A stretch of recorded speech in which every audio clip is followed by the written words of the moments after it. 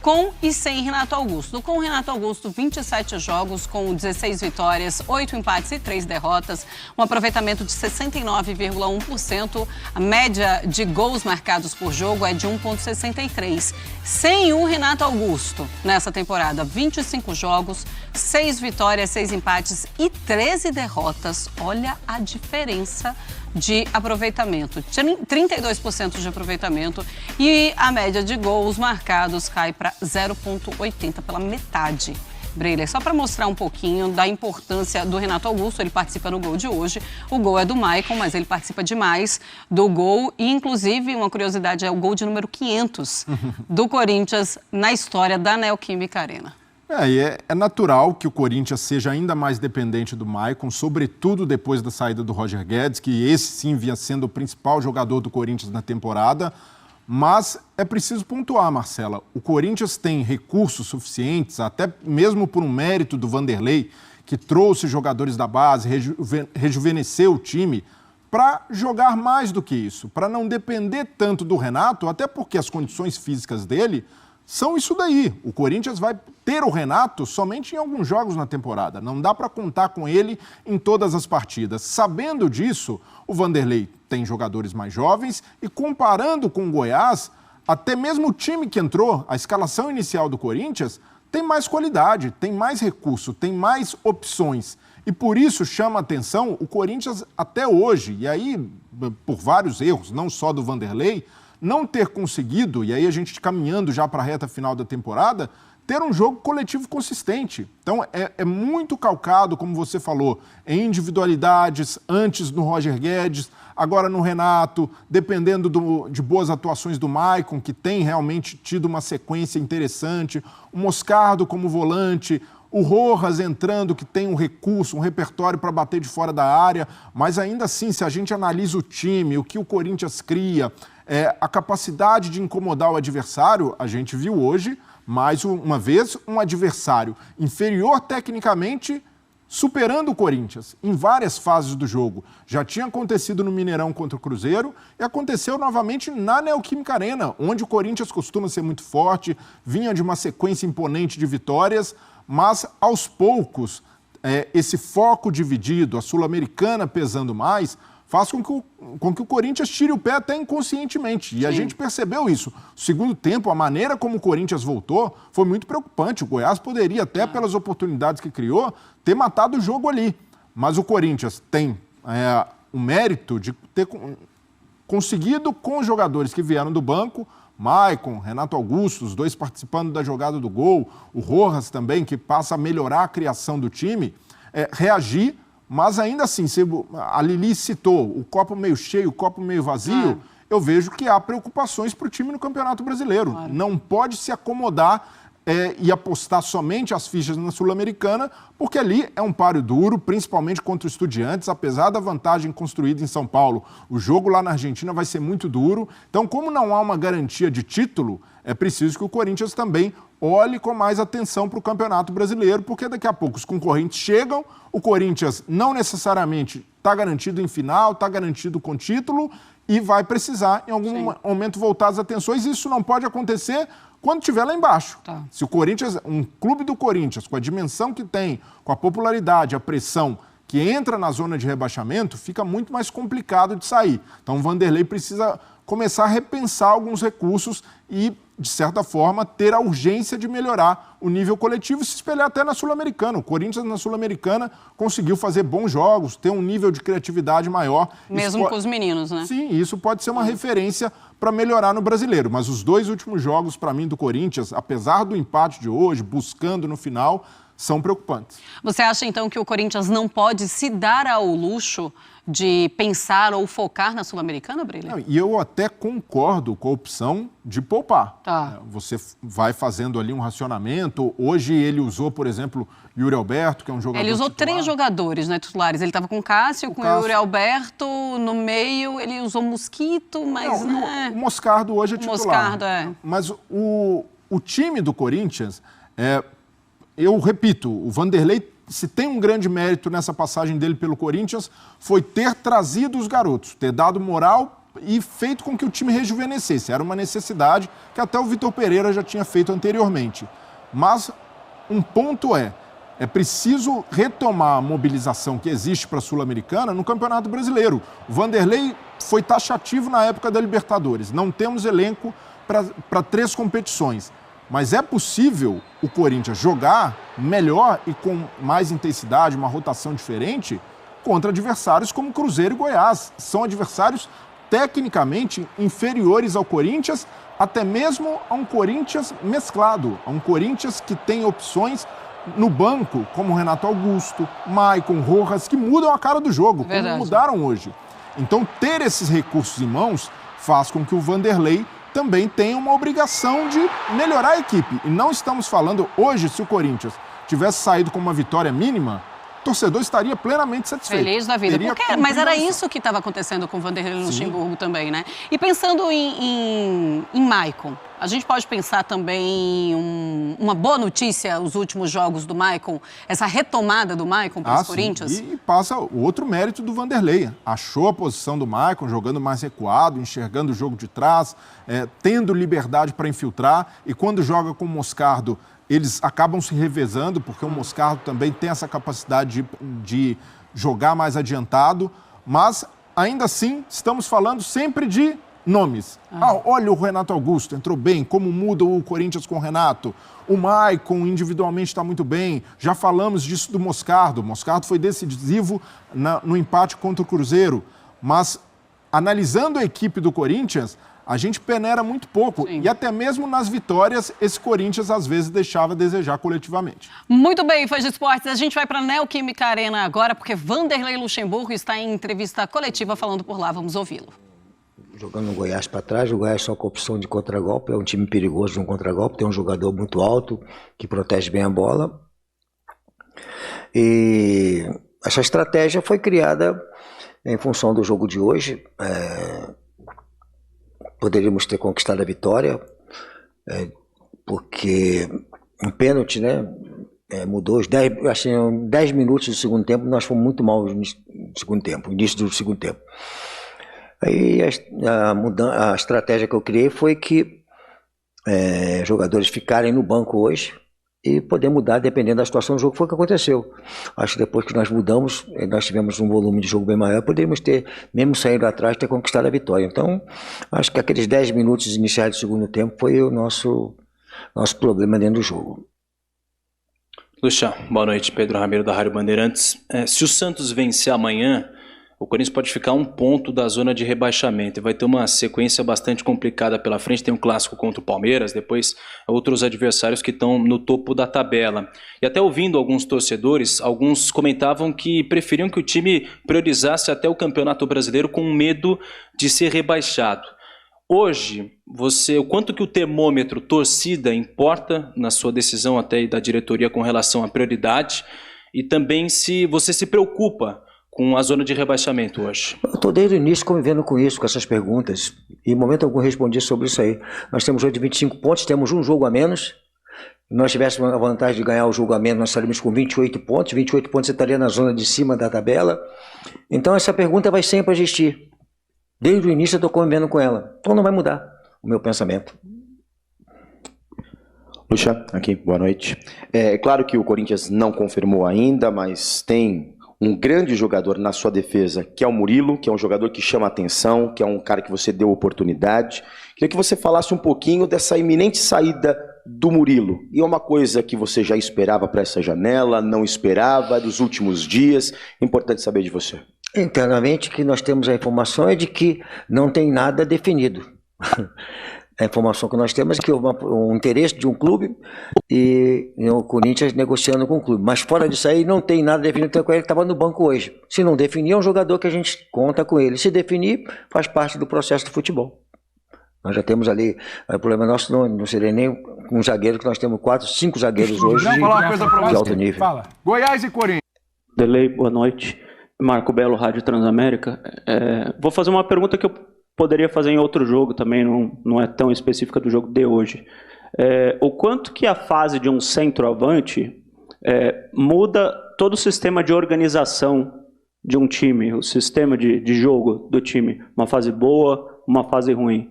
Porque eu vou exemplificar, de repente o time fazer as jogadas para tocarem a bola para o centroavante e evitarem chutar a bola de longe, de fora da área, por exemplo, e em outra fase do atacante, de repente o time jogar mais coletivo. Não consegui entender. Vou simplificar, o quanto que a fase de um centroavante muda o sistema organizacional da equipe? Má fase ou boa fase? O esquema não muda, nós estamos trabalhando em equipe e as situações de lado de campo, de atacar o espaço com o atacante, de preparar a jogada para ele, está sendo feito. E a fase passa, isso passa. Agora, se eu tirar ele de campo, como eu já falei algumas vezes, até tiro, é muito fácil. Se eu tiver, é muito fácil assim para resolver o problema. Tá bom, tá em uma fase, resolver o problema. Tem que deixar o cara jogar. E às vezes que eu entender que posso jogar sem um centroavante, já fiz isso com o Roger passando para dentro, fiz isso no jogo passado com o Renato sendo um centroavante falso, como algumas equipes jogam com um atacante, com o meia jogando de centroavante, fugindo um pouquinho da marcação. Cara, eu acho assim, não é o centroavante. Eu coloco sempre a nível de equipe, né? Às vezes é o zagueiro, às vezes é o centroavante, às vezes é o meia, que passa um momento ruim, e nós temos que fazer a coisa continuar. Aqui, boa noite, tudo bem, Luxemburgo? Eu queria perguntar se você gostou da organização do seu time, que ele apresentou durante os 90 minutos, e também o que pode ter impacto essa perda desses 2 pontos hoje em casa, sabendo que vem pela frente aí uma sequência, a mesma sequência que levou o Corinthians à zona de rebaixamento, que o clube entrou em ebulição, que você inclusive foi contratado nessa sequência de jogos. Queria saber dessas duas situações, se você gostou da organização do seu time e se também essa perda desses 2 pontos, o impacto que ela pode ter numa sequência tão difícil como essa. Bom, se tiver alguma coisa já escrito que na sequência nós vamos repetir o que aconteceu no passado, é complicado, não tem nada que está escrito nisso aí. É um outro momento nosso também. Lá atrás era um momento, eu já falei sobre isso aí, até com o Marco, né? Falando sobre crescimento ou não crescimento, né? Cara, então não tem que continuar trabalhando. Claro que 2 pontos em casa contra uma equipe que estava ali, né? É complicado, né? E a estratégia, eu continuo achando que a estratégia de dividir a equipe e se preparar para um jogo importante na terça-feira foi certo. Só o pênalti, que aí, pênalti, uma bola parada, muda bastante a parte tática da equipe, né? Muda, você tem que se expor um pouco mais, o jogador já sai um pouco mais para o jogo, já deixa um time um pouco mais vulnerável. Eles tiveram no segundo tempo chance de matar o jogo até no contra-ataque, porque nós ficamos com 2 contra 3, 1 contra 2, e aí é exposição de equipe. Mas eu não quero dizer que a sequência ela é difícil e nós não vamos conseguir resultado. Onde não tem nada escrito nisso aí, nós temos que ir para aquilo que nós temos pela frente. É um momento diferente dos nossos trabalhos. Nós queremos falar, são 15 jogos e, né, a gente perdeu um jogo e nós estamos numa sequência, cara. Mas isso aí eu vou rebater o tempo todinho, vocês vão falar sempre assim, olha, mas a frente é ruim, você perdeu hoje, e aí que não sei o que, vai ficar essa coisa aí. Eu vou falar o seguinte, se nós tivermos aí as rodadas com uma vitória, nós vamos para 28 pontos. 28 pontos seria uma pontuação próxima a 2 rodadas ou 1,5 de estar ali naquela zona de cima ali. Então, cara, pode ser muito ruim, pode ser muito bom para nós. Não está afirmado assim, vai ser muito ruim para nós. E da organização do seu time, você gostou? Já falei para você, eu gostei antes. Em função do resultado do pênalti, houve uma exposição maior de contragolpe que nós não tivemos tanto no primeiro tempo. Estava 0-0, nós tivemos o domínio, criamos bastante jogada, mas não tivemos contundência, né? Mas eles não tiveram contragolpe. No segundo tempo, em função de 1-0 nós tivemos que expor muito mais. Wanderlei, Guilherme Pradella da Rádio CBN. Não sei se foi por uma situação do jogo que precisava ir para cima, mas a gente viu Renato Augusto e Rojas jogando lado a lado por dentro, com os pontos bem abertos, o Gustavo Silva e o Romero. É uma tendência que você acha interessante? Acha que é possível esses 2 jogadores se complementarem dentro de campo? O Rojas e o Renato Augusto é algo que talvez você utilize não só num momento de urgência, como foi tentar buscar o empate hoje? Em função do resultado ali, eu expus mais, né? Botei os dois como o Maicon só como primeiro, os dois como meia saindo pro jogo, encostando mais na frente ali, jogando o adversário para dentro, ficamos expostos. Eu tentei fazer uma situação que já estou acostumado a fazer, que é o Bruno ficar mais como um terceiro zagueiro para poder liberar ainda mais o pessoal pro jogo. Então eu acho que é uma situação que pode acontecer, não vejo nenhum problema, até porque o Matias também joga por dentro. O Matias joga por dentro, o Renato joga também ali como segundo também, uma situação que pode acontecer. Aqui, Lucha, boa noite, Murilo Gomes da Rádio Dimensão Esportiva. Eu queria te perguntar por que só após tomar o gol teve a entrada do Renato Augusto e do Matias Rojas, né? O Corinthians não estava conseguindo criar muito bem pelo meio de campo, então por que esperar tomar o gol para fazer essa troca? Como é que é? Não entendi. Por que demorou tanto para colocar Renato Augusto e Matias Rojas no campo? Porque o Corinthians não estava conseguindo ter uma boa criação, né? E quando os dois entraram, a equipe mudou de posição, né? Começou a criar mais, porque o meio de campo não estava funcionando. Cara, mas eu tenho que te responder tanto porquê, né? Porque isso, porque aquilo. Desde como eu cheguei aqui no Corinthians, eu pergunto por que isso, por que aquilo. Mas, cara, eu perdendo o jogo, eu tenho que arriscar. E foi a estratégia que eu respondi anteriormente. Eu acho que você não pegou, então não vou responder para você especificamente. Eu mudei em função de estar 1-0 eles. Se tivesse 1-0, a gente tivesse ganhando o jogo, talvez eu nem fizesse substituição para não expor os caras, porque eu estava pensando no jogo de hoje, pensando na terça-feira. Cara, será que podia raciocinar um pouquinho junto comigo? Agora estou te respondendo. De entender que eu estou perdendo o jogo, eu tenho que arriscar. Eu não posso aceitar a derrota e ficar no banco passivamente. Então, por quê? Porque eu tenho que tentar virar o jogo. Aí você tem que se expor um pouco mais. Por causa disso. Aqui, Lucha. Boa noite, Lincoln Oliveira da Rádio Resenha de Campinas. O Gabriel Moscardo dominou ali o meio de campo no primeiro tempo. E no segundo tempo você decidiu trocar ele para colocar o Maicon. Queria saber qual foi o seu entendimento para tirar ali o Gabriel Moscardo e colocar o Maicon, apesar do Maicon ter entrado bem também e ter feito o gol. E também queria saber o que levou o Corinthians a entrar tão desligado no começo do segundo tempo. Assim, cara, eu falei uma vez aqui atrás, deu uma confusão danada, porque eu falei que vocês podiam analisar muito melhor, né? Ou mais, aquilo que a gente faz. Não simplesmente por que você fez isso, por que você fez aquilo. Cara, tem tanta gente para poder analisar, né? Vou te falar o porquê que eu fiz isso aí. Você sabia que o Gabriel Moscardo está com 2 cartões? Não. Sabia que o Marco está com 2 cartões? Tá. Todos os dois estão com 2 cartões, desculpa. Todos os dois estão com 2 cartões. O que eu fiz? Botei o Gabriel, depois quando ele eu tirei ele para não deixar ele cansado, para arriscar tomar o segundo jogo, pensando na frente, o que está acontecendo na frente. Então acho que eu fiz a coisa certa, de preservar os jogadores para não tomar o cartão. Aí vem o porquê que você, como se eu estivesse fazendo alguma coisa absurda, e vocês não conseguiram analisar que o jogador tem 2 cartões amarelos, de repente eu poderia ficar sem os 2 para o próximo jogo, que é importante contra o Palmeiras, na terça-feira, importante contra o Palmeiras. Então, você faz um trabalho hoje pensando na frente, aí eu tenho que perguntar por quê, porque você esqueceu de ver nossa estatística lá, nossa coisa lá, que nós temos jogadores, 12 jogadores com 2 cartões amarelos. A gente tem que pensar nisso quando você faz o jogador para jogar. A substituição já foi planejada de começar o Gabriel, depois entrar o Maicon, a poder não deixar os dois tomando cartão, né, e não expor os dois ao mesmo tempo. Foi por isso que eu fiz dessa forma. E aí, cara, o time não entrou ligado, depois tomou o gol, se ligou de novo. Aí faz parte do futebol. Lucha aqui, tudo bem? Vinícius Lúcio, central do Timão. Já que você está falando das projeções dos próximos jogos, como que vai ser a preparação tanto para o jogo de terça-feira na Argentina, adversário diferente, até um bom adversário Estudiantes, e depois pegar o Palmeiras, o rival, aqui dentro de casa? Já começou, né? Nós já começamos com planejamento. Quando eu tirei o time, né, eu fiz um revezamento com os jogadores, já foi no início do trabalho. Já fizemos um trabalho físico com jogadores que vão atuar na terça-feira, já preparando o time para terça-feira. E as mexidas que eu fiz hoje também tem muito a ver com o que pode acontecer na terça-feira, e a estratégia foi isso mesmo, começar com o time no primeiro tempo, depois ver o que podia acontecer jogando. Se não precisasse, já tinha mais ou menos um desenho de jogadores dando mais minutos de jogo, pensando no jogo de terça-feira. Por exemplo, tem alguém que falou, o Romero jogou, foi a melhor partida do Romero aqui, não é questão de um lance, é questão da participação dele durante 90 minutos.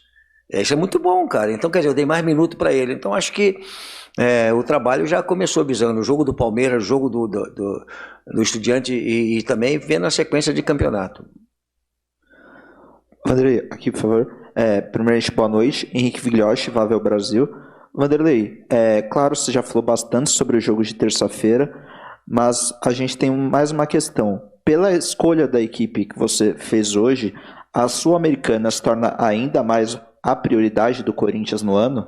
Eu já falei que nós temos a obrigação de avançar no Campeonato Brasileiro e hoje o resultado foi muito ruim para nós, em função de nós podermos avançar um pouco mais e com o jogo a menos nós poderíamos estar já mais encostados na parte de cima.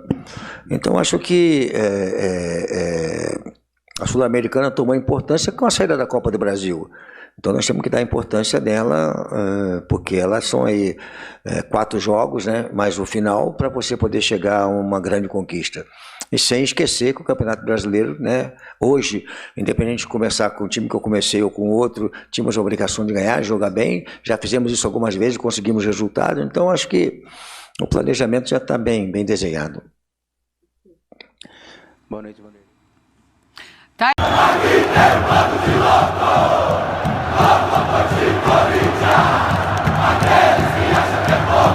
Na última terça-feira, o 22, o Corinthians escreveu mais um capítulo de sua trajetória na Copa Sul-Americana ao enfrentar o Estudiantes no jogo de ida das quartas de final. Com um gol solitário de Gil durante o primeiro tempo, o Timão saiu vitorioso da Neoquímica Arena, garantindo a vantagem mínima para a partida na Argentina, agendada para o dia 29. Com essa vitória, a equipe paulista avança para a próxima fase mesmo em caso de empate. O veterano zagueiro Gil, que vinha enfrentando críticas por parte da torcida, foi uma peça-chave nesse confronto. Sob a confiança depositada por Vanderlei Luxemburgo, Gil continua desempenhando um papel fundamental na defesa alvinegra, atuando ao lado de Murilo. Apesar das adversidades e das vozes discordantes, Luxemburgo manteve a fé no zagueiro, respaldando-o até mesmo após a chegada de Lucas Veríssimo. As dificuldades que Gil tem enfrentado não se limitaram ao campo. Antes do embate contra o Atlético Mineiro, o defensor teve um encontro conturbado com um torcedor enquanto deixava o hotel da equipe em Belo Horizonte. Mesmo diante dessa situação, Gil optou por não revidar pessoalmente, mas recorreu às redes sociais para compartilhar uma mensagem em resposta. O apoio inabalável de Luxemburgo e a determinação de Gil têm sido fatores cruciais na revivência do zagueiro no Corinthians. O gol marcado contra o Estudiantes não apenas deu ao Timão a vantagem no confronto, mas também simbolizou a superação e a resiliência de um jogador que tem sido alvo de críticas e desafios. O próximo capítulo da saga corintiana se desenrola no dia 29, quando a equipe viajará para a Argentina para enfrentar o Estudiantes mais uma vez. Com a vantagem conquistada no primeiro jogo, o Corinthians pode até empatar para garantir seu lugar na próxima fase da Copa Sul-Americana. Enquanto os olhos do mundo esportivo estão voltados para a partida decisiva, uma coisa é certa: o espírito combativo e a determinação de jogadores como Gil continuarão a impulsionar o Timão em sua busca por sucesso e glória. Vamos, meu timão, não para de lutar. Aqui tem